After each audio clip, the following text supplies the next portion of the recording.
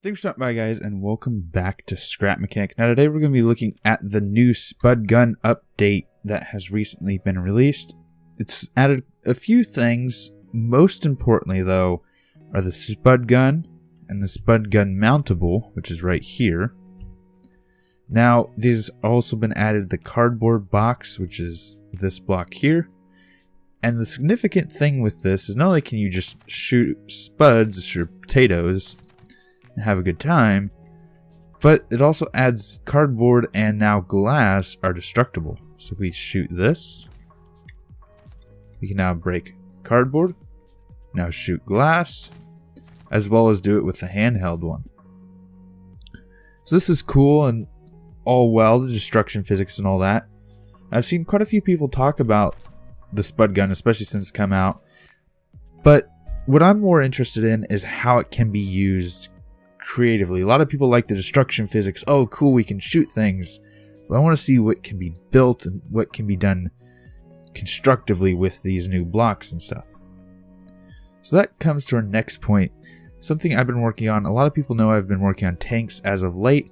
So I thought, hey, we've got guns. I wonder how we can implement that with tanks in my old tank designs, try and do some stuff with it. The idea that came to mind is, well, we've got guns, we've got destructible blocks, why not make tanks with destructible armor? So that's what I've built. This is a prototype, not perfected. I can probably do a lot of different things to make it better, but it is functional, so we're going to look at it. Here they are. Now one of these is mine, one of these we're going to shoot at, and this is what it looks like below. Now there's two ideas I had with this, one of which is basically make almost the entire thing out of cardboard, so that when you shoot it, it starts deteriorating, you start losing things, you start losing tires, you start losing guns, you start losing engines, until your vehicle's pretty much non-functional. The other idea is this one, which you see before you, is to have like a point system.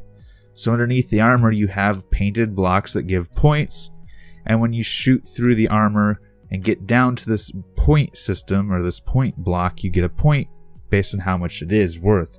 Wow, I said point a lot right there. So basically you shoot through the armor to see a color. At the end of the round you count up how many points each person earned and declare the winner that way. So let's quickly hop into, actually we'll hop into this one. We'll take a look at it. So a quick zoom around so you can see the armor that's on this. It's not painted, it's not anything. So you can stack armor pretty thick on these vehicles. I think the thickest on this is a 2 thick armor. The majority of it's 1 and 2 thick. I guess you can say this is a light tank to some extent. But as you can see in the wall behind us, the wall behind us is 6 thick. We'll be looking at how weapons affect it shortly. So on this, the controls, W, A, S, and D is your normal driving controls as you would expect. 1 turns the turret left, 2 is up, 3 is down, 4 is right, just like all the other guns or all the other tanks I've made recently. And one thing I forgot to note is actually if you look at the front of this, the front of this tank is made of normal blocks which are not destructible. So kind of the idea behind it is you can't just shoot the front of the tank and expect you to penetrate. So it's it allows you to give this unpenetrable area while leaving the rest of the tank easily destroyed for points. I didn't want people just be able to roll up in front of each other and shoot at each other's faces and have that work. Okay, back to controls. 5 is the gun. Now this is configurable, a few variables, one of which is how long it shoots, how fast it shoots, so how fast spuds actually shoot, and also the reload time. The reload time on this big cannon I think is 6 seconds. So if you look at that light right next to my face, you'll see it light up and that says we can take another shot. And that's kind of to simulate a high explosive or the main shell. And if we hold 6, this is our kind of machine gun, so to say. It's very slow firing. The reason I did that is because I didn't want it to be anything near what the cannon's power was.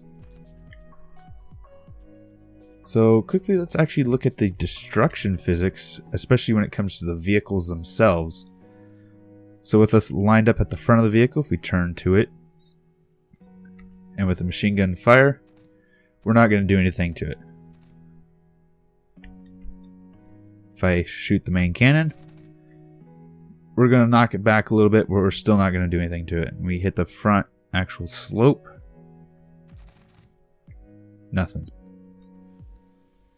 Now if we actually come around to the side where the armor is penetrable, aim, fire, you'll see we took a chunk of the armor off, and now we're actually seeing points. We're actually seeing the colored portion, which tells you how many points you've gotten, how bad you've hurt the enemy in different areas. So if we actually look at this, my idea was kind of yellow is the non-necessary space, like the track covers, some of the front area. Orange is probably where your crew is going to be at. Red is probably ammo, or in this case back here is probably your engines. And you get points based on whatever you hit. Getting back in our tank, we can aim at the side of the turret. Let's use a little bit of machine gun. And we chip away 2 points, or 2 of the orange I should say. If we aim at the back of the turret, unleash the main cannon, we'll actually take a big chunk. Now the back of the cannon is actually too thick. I probably should have mentioned that. The machine gun itself will go through that armor, but it does take a moment to do so. So if we aim up here, 6. Right there is actually a 1 thick armor. Here's 2 thick, so we actually have to hit the same spot twice. And if you're moving, that's probably not going to be as easy. And then you can just unleash with the volley of the main cannon, take out a big chunk, get a good decent amount of points, and so on. So here is a thick 6 thick wall, so we can demonstrate how powerful these guns are, why the cannon is the way it is, and so on. So hopping out, let's actually look at the handheld version. The handheld, 1, 2, 3, oh, didn't even get that, 2, 3, nope, 3, 4, 5, 6. So now we're through. That took us about, I'd say, like 11 or 12 shots to get all the way through. 12 saying we actually penetrate and a round goes through the armor. So if we come here, aim at it with the tank, open up with the machine gun, see how long it takes us to actually break through this. Wrong button.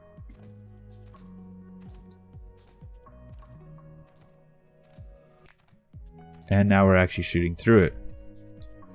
Okay, that's fine and dandy. How about we use the actual cannon now? So the single volley of the cannon. We penetrated the gray and the yellow area and we got to the orange. Another volley. We penetrated more of the gray, yellow, and now we're at the red. One more volley. You see purple, and we got a pretty decent sized hole. Another volley, we can see daylight. And this one we should, yep, send potatoes through. So that's how armor thicknesses work. It does take time to deteriorate through armor thicknesses. However, there isn't any way really to distinguish a machine gun from a cannon. What a machine gun can penetrate, but what a cannon can penetrate, but a machine gun can't. They can all penetrate the same thing. It just takes them a different amount of time. They do different areas of effect and so on. And one interesting thing with this concept is it should also support angled armor. So angled armor pretty much means armor at an angle is thicker than armor when you're facing it directly. So if we aim up at here, aim down a little bit because I want to hit below where we were testing. Fire. This time, instead of getting it through the gray and yellow, we only got through the gray. Now we're just starting to see some orange. And it'll actually take us longer to penetrate through entirely this way because we are at a slope.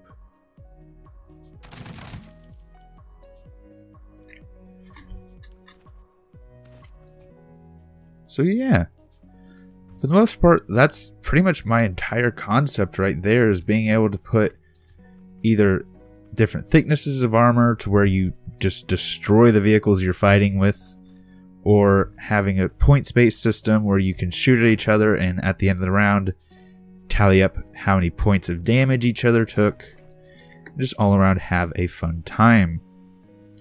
So these Spud guns, now that they're out, they'll probably take over all of my cannon designs. I probably won't be doing the block cannons anymore. The block cannons are fun, but at this point, now that we actually have true guns, they're a bit obsolete. So there is that.